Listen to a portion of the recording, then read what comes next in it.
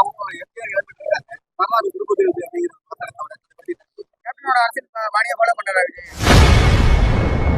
தவிக தலைவர் விஜய் மாநாட்டில் captain Vijayakanth புகைப்படத்துடன் banner வைக்கப்பட்டது குறித்த கேள்விக்கு தேமுதிக பொதுச் செயலாளர் பிரேமலதா விஜயகாந்த் கொந்தளித்துள்ளார். இது தமிழ்நாட்டில் இது ஒண்ணும் புதுசு கிடையாதுங்க. எத்தனையோ ஆண்டு காலமாக நடக்கிற ஒரு விஷயம்தான்.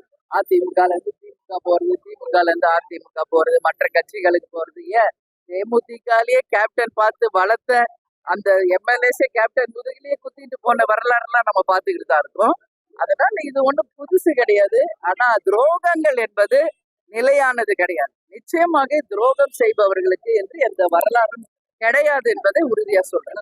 தமிழக வெற்றி கழக மாநாட்டு கொள்கை தலைவர்கள் இல்லாம புதுசாக இப்ப அவங்க எம்ஜிஆர் இழந்துட்டு இருக்காங்க. வரலாறு திருப்பதி அப்படிங்கிற அது நீங்க அவங்க கிட்ட தான் கேட்கணும். எதுக்காக அந்த வச்சாங்கன்றது அவங்க கிட்ட தான். அவங்க வச்சதுக்கு நான் எப்படி பதில் சொல்ல முடியும்? எனவே அவங்க கட்சிக்காரங்க கிட்ட அதை கேட்கணும். கேப்டன் பாணியை ஃபாலோ பண்றாரு. கேப்டனோட அரசியல் பாணியை ஃபாலோ பண்றாரு. அதையும் அவங்க கிட்ட தான் கேட்கணும். நீங்க புரியுதுங்களா? அவங்க கிட்டதான் இந்த கேள்வி எல்லாமே கேட்கணும் நீங்க. சரிங்களா? கேப்டன் மக்களுக்கான தலைவர்.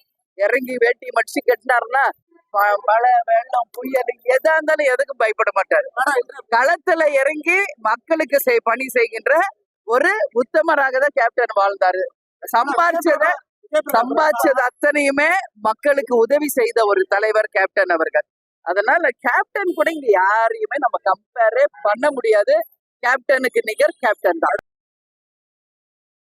செய்திகளை உள்ளது உள்ளபடி தெரிந்து கொள்ள ரெஃப்ளெக்ட் நியூஸை சப்ஸ்கிரைப் பண்ணுங்க.